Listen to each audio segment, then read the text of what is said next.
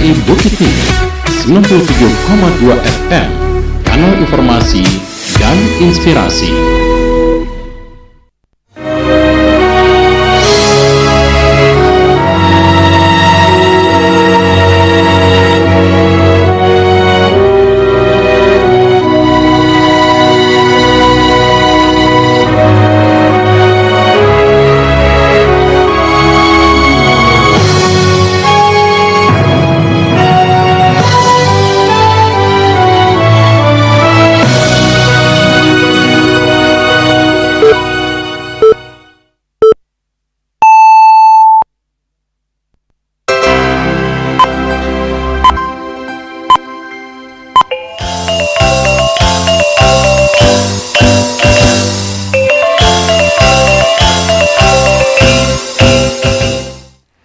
Selamat siang pendengar, untuk mengawali perjumpaan siang hariku, kami sampaikan Sarito Barito Utamo. Pemerintah Kabupaten 50 Kota pastikan perbaikan jembatan gantung nan barado di Jorong Ateh Koto. Rektor isi Padang Panjang bersama mahasiswa turun langsung ke daerah terdampak bencana. Buletin Barito Minangko dibacakan oleh Nur Afni Susi Lawati. Pemerintah Kabupaten 50 Kota pastikan perbaikan jembatan gantung nan barado di Jorong Ateh Koto, Nagari Sungai Rembang, Kecamatan Soliki diprioritaskan. Berikut laporan Alwan Ahmad Fauzan.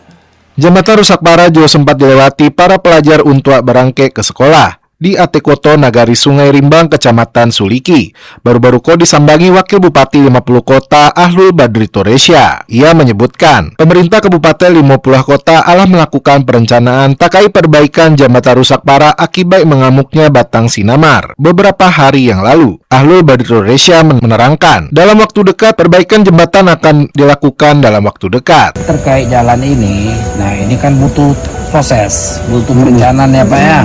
Dan perencanaan sudah dibuat, dan insya Allah nanti akan dikerjakan. Kita sedang mencari alternatif, mau menggunakan dana BTT atau dana nanti dari pusat yang kita harapkan gitu kan.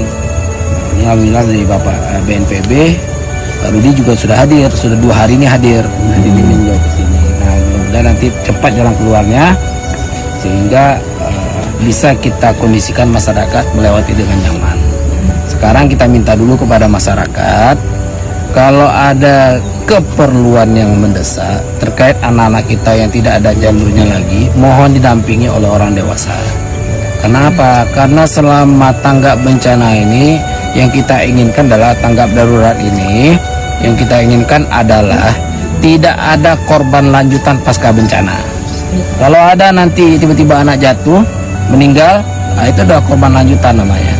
Kita ingin putus mata rantai itu, tidak ada korban jiwa selama bencana ini di 50 kota. Jadi mohon kepada masyarakat dan perangkat nagari, diawasi anak kita yang lewat di sini karena keperluan mereka untuk sekolah. Kalau diliburkan mereka sedang ujian. Tertinggal pula dengan nantinya. Sementara masyarakat yang akan melewati jembatan karena keperluan mendesak. Wakil Bupati 50 Kota itu meminta agar berhati-hati. Syarat bagi anak-anak yang bersekolah, mohon didampingi oleh para orang tua supaya tidak ada korban lanjutan pasca bencana. Dari Kabupaten 50 Kota, Alwan Ahmad Fauzan, RRI Bukit Tinggi melaporkan. Balai Konservasi Sumber Daya Alam BKSDA Sumatera Barat bersama PT Hutama Karya Instruktur HKI melakukan survei jalan untuk membuka akses Malalak Balingka, Kabupaten Agam yang tertutup material tanah longsor. Kepala Resor Konservasi Wilayah 2 Maninjau, BKSDA Sumber, Ade Putra di Lubuk Basung, mengatakan survei jalan bersama anak perusahaan PT Hutama Karya Perseroko dilakukan karena jalan provinsi penghubung Kota Padang Bukit Tinggi melintasi kawasan hutan. Ade Putra menambahkan, dari hasil survei yang dilakukan di jalan provinsi penghubung Kota Padang Bukit Tinggi, tersebut ada beberapa titik tanah longsor dan badan yang amblas. Bahkan panjang jalan nan amblas ada sekitar ratusan meter, nan mengakibatkan jalan terputus total. Dirinya mengakui survei yang dilakukan tasabui setelah PT HKI melakukan koordinasi dengan BKSDA Sumber beberapa hari lalu karena lokasi jalan berada dalam kawasan hutan dan pihaknya mendukung upaya itu agar akses jalan alternatif Padang Bukit Tinggi cepat bisa dikerjakan sarata dilalui jo masyarakat. Rektor ISI Padang Panjang, Febri Yulika, bersama mahasiswa turun langsung ke daerah terdampak bencana untuk melaksanakan program trauma healing. Berikut laporan Nofri. Rektor ISI Padang Panjang Dr. Febri Yulika bersama mahasiswa turun langsung ke Kelurahan Lambung Bukit, Pawah Kota Padang untuk melaksanakan program trauma healing bagi anak-anak terdampak bencana baru-baru ko. Kegiatan ko bertujuan untuk membantu proses trauma healing melalui aktivitas menggambar, bermain, serta pertunjukan seni sederhana. Dr. Febri Yulika Kapatang mengatakan, kegiatan ko merupakan wujud empati serta komitmen ISI Padang Panjang dalam menghadirkan seni sebagai ruang aman untuk pemulihan. Dirinya menyebut seni dapat menjadi alat nan efektif untuk membantu anak-anak mengatasi trauma dan stres pasca bencana. Mahasiswa ISI Padang Panjang juga terlibat langsung dalam kegiatan ko. Jo menyediakan berbagai aktivitas seni dan menarik serta interaktif. Anak-anak diajak untuk mengekspresikan diri melalui menggambar, mewarnai, serta membuat kerajinan tangan. Kegiatan ko juga diisi jo pertunjukan seni sederhana seperti musik dan tari dan membuat anak-anak merasa lebih nyaman dan gembira. Dikatakan pihaknya ingin anak-anak merasa mereka tidak sendirian dan bahwa ada orang yang peduli dengan mereka. Rasa empati terhadap saudara-saudara kita yang sedang bermasalah. Satu contoh misalnya ketika kita memiliki kegiatan itu kita lakukan di tempat pengungsian sehingga memang itu sekaligus menjadi trauma healing bagi saudara-saudara kita dan sekaligus menunjukkan empati kita terhadap apa yang mereka alami. Duka mereka adalah duka kita bersama. Dan ISI Padang Panjang hadir. Febri Yulika menjelaskan program Seniko merupakan bagian dari upaya ISI Padang Panjang untuk memberikan kontribusi nyata bagi masyarakat terdampak bencana. Rektor ISI Padang Panjang berharap kegiatan ko dapat membantu anak-anak pulih dari trauma serta kembali menjalani kehidupan normal. Jo adanya kegiatan seperti ko ISI Padang Panjang menunjukkan komitmennya dalam menghadirkan seni sebagai alat untuk pemulihan serta pengembangan masyarakat. Nofri melaporkan. Pemko Padang mengadakan kegiatan Gerakan Pangan Murah atau GPM di Lapangan Maransi Indah RW 12, Kelurahan Dadok Tunggul Hitam, Kecamatan Koto Tangah.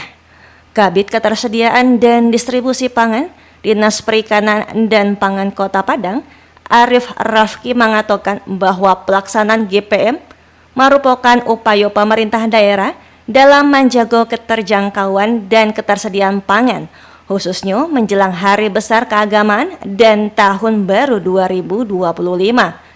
Ari menjelaskan bahwa pada periode tersebut kebutuhan masyarakat cenderung meningkat, sementara distribusi pangan sering mengalami gangguan dan berpotensi memicu kenaikan harga. Ari mengharapkan dengan adanya GPMko dapat memperkuat ketahanan pangan sekaligus mempercepat pemulihan kondisi sosial ekonomi masyarakat nan terdampak bencana. Bupati 50 Kota Safni Sikumbang menyampaikan ucapan selamat melewatkan gala kapado para datua Nagari Harau nan melaksanakan Alek Batagak Panghulu sebagai wujud dukungan pemerintah daerah terhadap penguatan adat Jo Kepemimpinan Nagari. Berikut laporan Irsyad. Mewakili pemerintah Kabupaten 50 Kota, Bupati 50 Kota Safni Sikumbang menyampaikan ucapan selamat melewatkan gala kapado para datuk di Nagari Harau dan melaksanakan Alek Batagak Panghulu. Ucapan itu disampaikan dalam rangka pelaksanaan prosesi adat dan berlangsung di Nagari Harau. Bupati Safni Sikumbang berpesan agar para panghulu dan dikukuhkan menjadi pemimpinan adil dalam bakato jo bijak dalam bertindak. Dirinya jo menekankan pentingnya memegang teguh nilai adat basandi syarak basandi kitabullah dalam menjalankan amanah. Menurutnya kekuatan nagari lahir dari adat dan hidup jo dipraktikkan dalam kehidupan sehari-hari. Ada itu tidak hanya dikenang tetapi jo harus dijalankan secara konsisten oleh seluruh unsur masyarakat.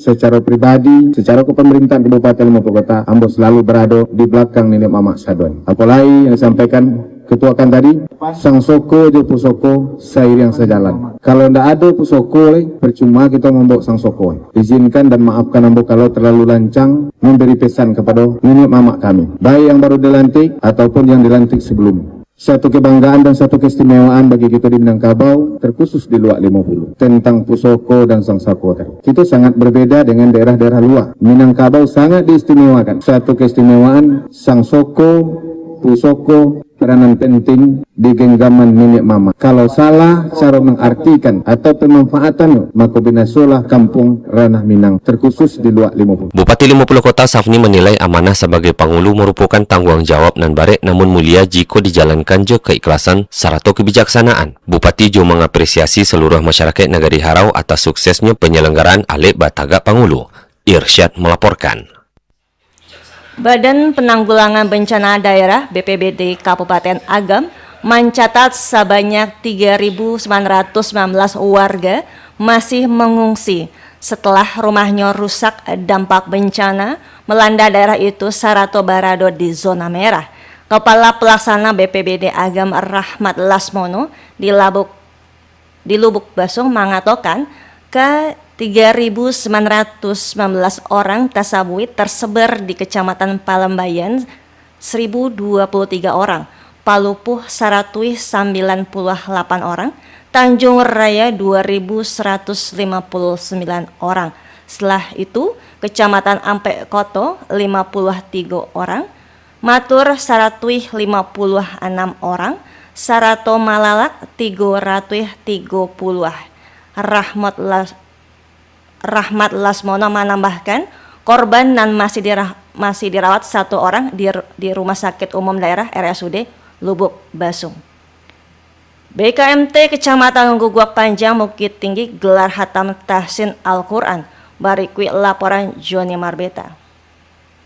Sebanyak 50 orang anggota kelompok Permata Badan Kontak Majelis Taklim BKMT Kecamatan Guguak Panjang Kota Bukit Tinggi mengikuti khatam tahsin Al-Quran di Aula Kantua Camat setempat dan merupakan bagian dari upaya peningkatan kualitas bacaan Al-Quran bagi masyarakat Majelis Taklim di Kota Bukit Tinggi dan dibuka Wakil Wali Kota Bukit Tinggi Ibnu Aziz STP didampingi Ketua BKMT Kota Bukit Tinggi Haji Samsul Bahri SHI MA. Ketua Kelompok Permata BKMT itu merupakan binaan Darul Aspani SHG MH selaku penyuluh agama Islam fungsional Kementerian Agama Kota Bukit Tinggi dan selama proses pembinaan peserta secara konsisten dibekali pemahaman tajwid, makhrajul huruf serta kaidah bacaan Al-Quran dan batu sesuai jo ilmu tahsin. Kegiatan khatam tahsin Al-Quran bukanlah akhir dari proses pembelajaran, melainkan menjadi motivasi bagi peserta untuk taruh meningkatkan kualitas bacaan dan pemahaman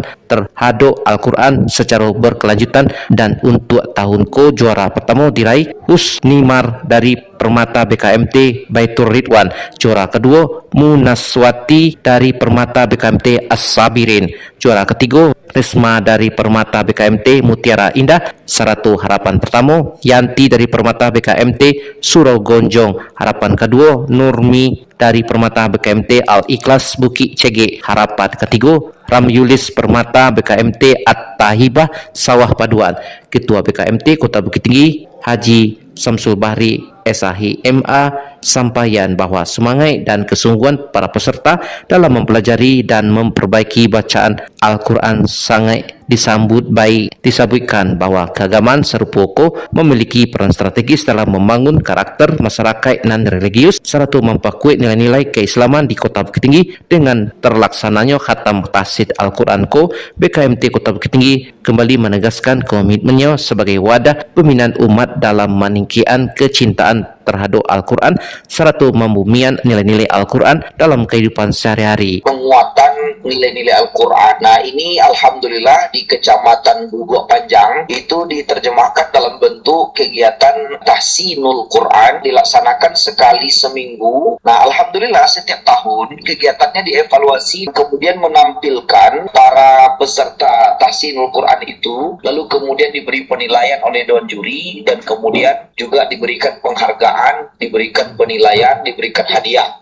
Dengan adanya program tahsin Al-Quran di Majelis Taklim ini, itu kebanyakan adalah para lansia, motivasi bagi lansia yang lain, tidak ada istilah terlambat untuk kita belajar Al-Quran. Kemudian insya Allah dengan metode yang diterapkan oleh penyuluh agama Islam kita, metode yang mudah untuk dimengerti, dipahami, juga dengan contoh majelis taklim, terutama ibu-ibu kita yang para lansia ini, semakin hari semakin berkualitas bacaan Al-Qurannya. Dan begitu juga bacaan-bacaan sholat beliau bisa diperbaiki dari waktu ke waktu.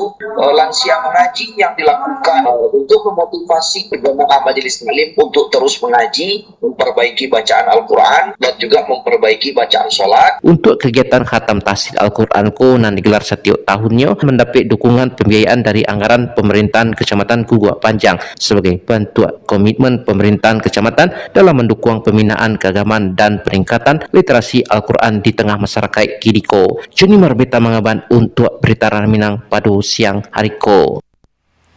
Sekian berita daerah Babaso Minang untuk siang hari ko, Minggu 28 Desember 2025. Berita daerah selanjutnya dapat didengarkan besok pagi pada pukul 6 waktu Indonesia Barat. Selamat siang.